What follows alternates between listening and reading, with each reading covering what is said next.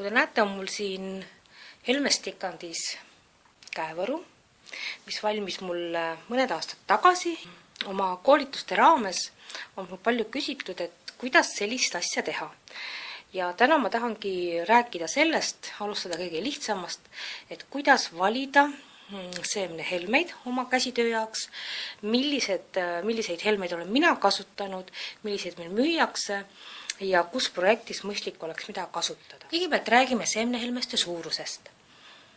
Seemnehelmeid on suuruses 1–24, aga peab kohe ütlema, et kõige väiksem praegu müüdav ja toodetav helmes on suurusega 15, kuna alla selle on nad juba nii pisikesed nagu liivaterad ja neid lihtsalt tänapäeval meil kusagil vaja ei ole.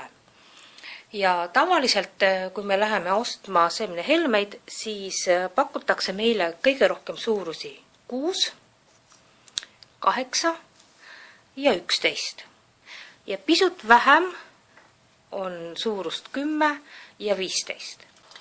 Mida siis tähendavad need suurused 6, 8 või 15? Et nagu te vaadates aru saate, ei ole tegemist mitte millimeetritega. Asi on hoopis nii, et mida väiksem on number, seda suurem on seemnehelmes. Näiteks siin number 6 helmest läheb 1,5 sentimeetri peale kusagil 7 tükki. Aga et sama vahemaa katta ära number 15 helmega, neid läheb umbes 15 tükki, 16 tükki selle vahemaa peale. Ja siin vahel on siis number 10 helmes. Nüüd arvestama peab seda, et näiteks kui me võtame number 10 helme, siis erinevatel tehastel võib ta olla erineva suurusega. See tähendab seda, et ühes tehases on number 10 helmes 1,7, aga mõnes teises tehases 2,0 millimeetrit. Et siis jälgige kas siis rahvusvahelist süsteemi, jälgige, mis tehasega on tegu ja ma tean, et Eestis müüakse ikkagi valdavalt millimeetritega. Et olge siis tähelepanelikud, mida te ostate. Vaatame nüüd, millise erineva kujuga seemnehelmeid on olemas. Et loomulikult kõigepealt meil tuleb kohe silme ette selline ümar seemnehelmes, aga lisaks sellele tegelikult on olemas väga palju põnevaid kujusid. No näiteks siin on mul selline kolmnurkne seemnehelmes, see tähendab, tal on 3, kui siit külje pealt vaatate, ma ei tea, kas siin on näha kaamerast, ta on selline nagu väike majake või püramiid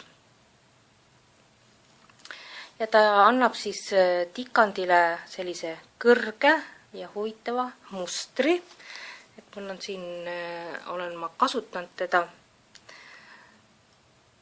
ta jääb hoopis teistmoodi välja paistma. Siis lisaks kolmnurksetele on olemas sellised laiad helmed, milles on 2 auku.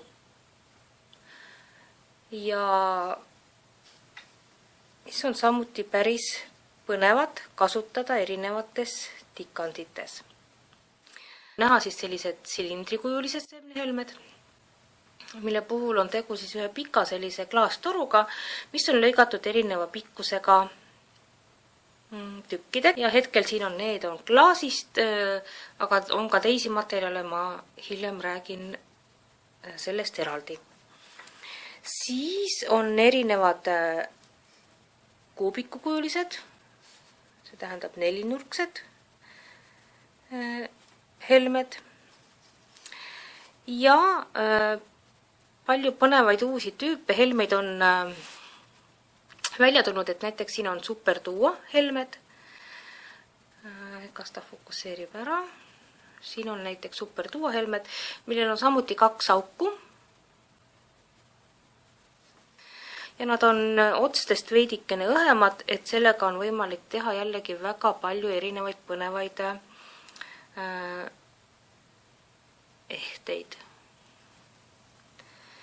Siis, mis on oluline veel teada, et näiteks Jaapani Miyuki seemnehelmed ei ole ümarad, vaid nad on ka sellised väikesed silindrid. Miks seda on oluline teada, on see, et kuigi ümar, Mikki toodab ka ümaramaid selliseid helmeid, kuigi nad on ühesuurused, siis kui te panete ühte samasse tikandisse neid kokku, siis nad näevad erinevat moodi välja ja tegelikult nad võivad olla ka erineva kõrgusega ja nad võtavad ka erinevat ruumi selles samas tikandis, sellepärast et kui siin on need ääred on ümarad, ta võtab kuidagi vähem ruumi kui siis, kui sama suurus on silindrikujuga. Et seda peab arvestama. Aga silindrikujuga seemnehelmeid on väga hea kasutada biotpõimingus. Ma panen ühe pildi, kus ma olen seda kasutanud ja ta jääb väga kena ja väga ilus. Sellised on siis need kujud, mis on minul siin kodus praegu olemas.